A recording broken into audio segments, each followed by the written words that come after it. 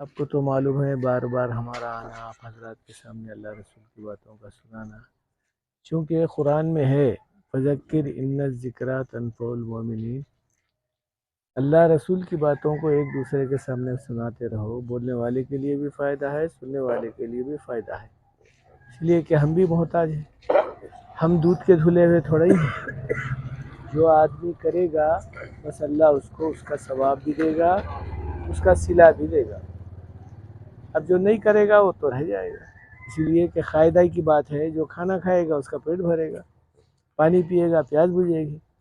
جو اللہ کی بات مانے گا اللہ کی بات مانے گا بس اللہ ثواب دے گا، نہیں مانے گا تو بس رہ جائے گا۔ اس واسطے عمر ٹھہرتی نہیں، سورج رکتا نہیں، دن ٹکتا نہیں، وہ بولتے نا السلام علیکم، وعلیکم السلام، دن ڈھلتا ہے شام ہوتی ہے، یوں ہی صبح شام ہوتی ہے، یعنی انسان کی زندگی کا ایام گزرتا ہی رہتا ہے، کوئی دن ٹکنے والا نہیں ہے۔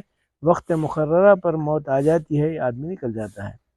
جاتے وقت میں ہاتھ ملنا کسی کام کی بات نہیں ہے وہ، چونکہ یہ بات تو اپنی جگہ پر پتھر کی لکیر ہے، آئے ہیں تو جانا ہی ہے، کوئی کتنے ہی سال جیے مگر جانا تو ضرور ہے۔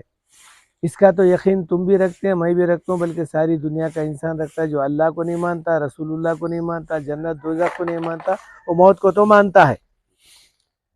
اب موت کو مانتا ہے مگر موت کے بعد کیا ہونے والا ہے یہ اس کو بھی معلوم نہیں ہے، لیکن اللہ کے رسول صلی اللہ علیہ وسلم بتائے موت کے بعد جو کٹھنائیاں، جو مصیبتیں، جو پریشانیاں آنے والی ہیں، ان پریشانیوں کا صرف ایک جھلک بتائے اللہ کے رسول صلی اللہ علیہ وسلم۔ کہا صرف ایک جھلک یہ ہے، جب موت کا فرشتہ آئیں گا، چہرہ خالی صورت دکھائیں گا، تو ان بولے گا کہ بھئی ساری زندگی کی مصیبت اگر مول لیا تو اچھا تھا، یہ صورت نہیں دیکھے تو اچھا نہیں، یہ صورت دیکھنا میرے لیے ایک دوبھر ہو گیا، یہ صورت نہیں دکھانا چاہیے۔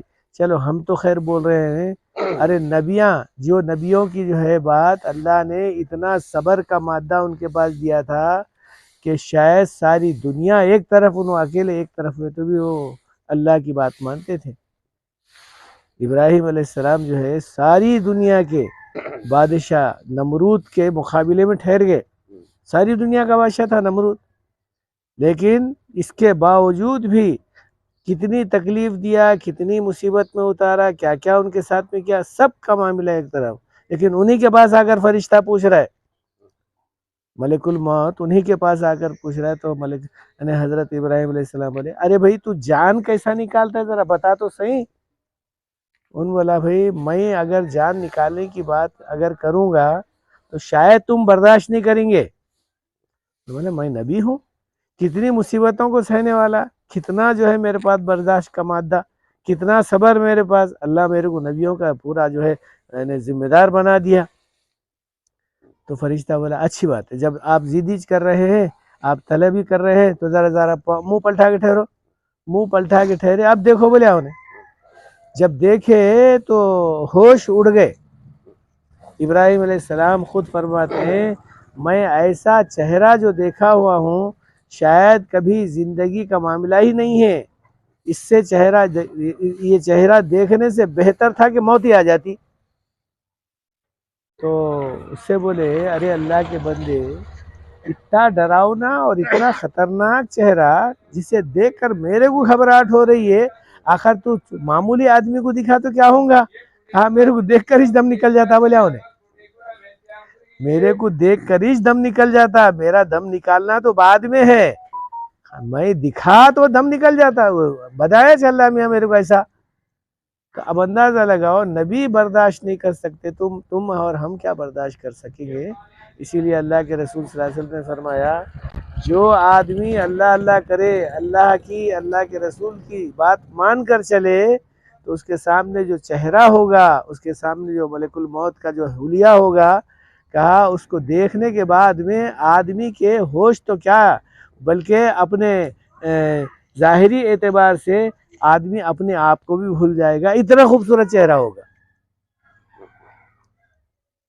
عموماً کیا ہوتا ہے، مرد آدمی سے زیادہ خوبصورتی عورت میں ہوتی ہے، مگر عورت میں ظاہری خوبصورتی ہوتی ہے، مرد کے اندر باطنی خوبصورتی ہوتی ہے.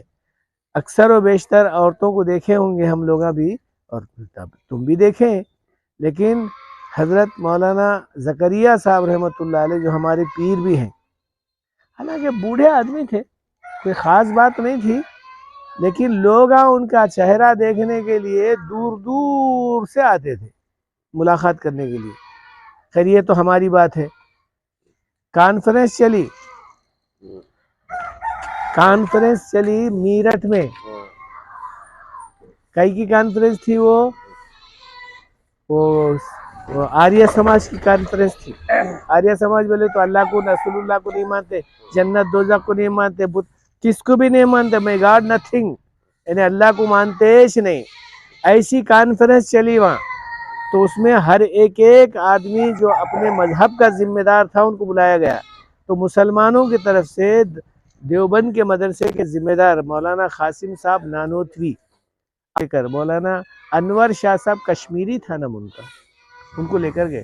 بیٹھے تو جو اناؤنسنگ کرنے والا تھا انہیں اٹھ کر بول رہا ہے، بھائی میں کلمہ پڑھ رہا ہوں، لا الہ الا اللہ محمد رسول اللہ. ارے لوگاں سب تعجب کرے، ارے ہم تو کسی کو مانتے ہی نہیں، نہ بت کو مانتے، نہ خدا کو مانتے، نہ جنت کو مانتے، نہ مذہب کو مانتے، تو کئی کو کلمہ پڑھ لیا؟ رے بھائی مسلمان کیسا ہو گیا؟ تو انہوں بولا یہ آدمی جو دکھ رہا ہے نا، یہ بیٹھا ہوا ہے. انور شاہ صاحب کشمیری کی طرف ایسا انگلی کر کے بتایا، یہ آدمی کی طرف سے اس کا چہرہ کتنا خوبصورت ہے. جب چہرہ اتنا خوبصورت ہے تو اس کا دین کتنا اچھا ہوگا. اسی لیے میں سمجھا کہ یہ دین سچا دین ہے، جھوٹا دین نہیں ہوتا، جھوٹے کا چہرہ ایسا نہیں ہو سکتا، لہٰذا میں کلمہ پڑھ لیا. تو لوگ جو ہے نا ظاہری اعتبار سے معمولی آدمی کو دیکھ کر کلمہ پڑھتے ہیں، تو ملک الموت تو ساری دنیا کے ساتھ سارے چیزوں سے زیادہ خوبصورت اللہ میاں بنا کر بھیجائے گا اس کے سامنے جو جان نکالی جا رہی ہے. تو کہا جو آدمی اس کو دیکھے گا تو کہا ساری دنیا کو پہلے بھول جائیں گا. ان بولے گا کہ اے اللہ اگر واقعی یہ آدمی میرے سامنے تھوڑی دیر کے واسطے رہا تو میری جان نکل جائے گی. بعض وقت میں ہوتا ہے آدمی خوشی کے مارے، لاٹری نکل گئی، خان صاحب کو لاٹری نکل گئی 2 کروڑ روپے کی، ہم ہارٹ فیل ہو گئے خان صاحب. تو آدمی دنیا کی چیزوں کو برداشت نہیں کر سکتا، آخرت کی چیز کو کیا برداشت کرے گا؟ تو اللہ کے رسول صلی اللہ علیہ وسلم نے فرمایا جب ملک الموت آ جائے گا ہارٹ فیل ہونے کے قریب، یوں کہے گا اے اللہ بہتر ہوتا کہ تو میرے کو فوراً میرے کو لے کر چلے آتا. یہ آدمی کی صحبت میں اگر میں رہا تو میری ساری کی ساری زندگی تو اپنی جگہ پر ہے، لیکن میرے کو جنت کی ضرورت نہیں ہے کسی چیز کی، صرف یہ آدمی ساتھ میں رہنا. تو ایسی جو ہے تمنا کرے گا، جس کی وجہ سے کہا آدمی کی اگر موت اچھی طرح سے آئی تو بہترین اس کے جو ہے نتائج نکلیں گے، اگر بدترین طریقے سے آئی تو اس سے زیادہ خرابی کی بات اور کچھ نہیں ہوگی. یہ دونوں باتیں اللہ کے رسول صلی اللہ علیہ وسلم نے فرمایا، اللہ اللہ کرنے والے کی موت اچھی آتی ہے اور اللہ اللہ نہ کرنے والے کی موت بری آتی ہے. اسی کو کہا جو آدمی اللہ کی بات مان کر چل رہا ہے، دنیا تو تھوڑے دن کی گزر جائے گی، چاہے دال کھاؤ یا حال انہیں خورما گزر جاتی ہے، رہو بنگلے میں یہ حال گزر جاتی ہے، ابن آدم کی بہر حال گزر جاتی ہے. تو انسان کی تو زندگی ہے، گزر جاتی ہے دنیا میں تھوڑے، لیکن آخرت کا جو معاملہ ہے وہ ملک الموت سے شروع ہو جاتا ہے. وہ تمہارے کو بھی آنے والا ہے پٹیل، میرے کو بھی آنے والا ہے، چکنا نہیں ہے، چکتا ہے سمجھ رہے. ہاں میں مول صاحب وہ تو تمہیں سے لے لو بابا، میرے کو نہ کو بھیجا بولے، ہاں نہیں میرے کو نہ کو بھیجا بولے تو چھوڑنے والا تھوڑی ہے، نہ تم کو چھوڑتا نہ میرے کو چھوڑتا، سب کو پکڑ لیتا ہے. تو اس پکڑنے سے پہلے کچھ انتظام ہم اپنی آخرت کا کر لینا ہے. اسی کے بارے میں بار بار آنا ہے، بار بار بولنا ہے پٹیل فجر کی نماز کی پابندی کرو یارو، ایسا کیسا سستی ہو گئی تمہاری، بول رہا ہوں. شادی بنا رہے، ہاں 2 بغیچے بنا رہے، مسجداں تو بنائے پل بھر میں، ایمان کی حرارت والوں نے.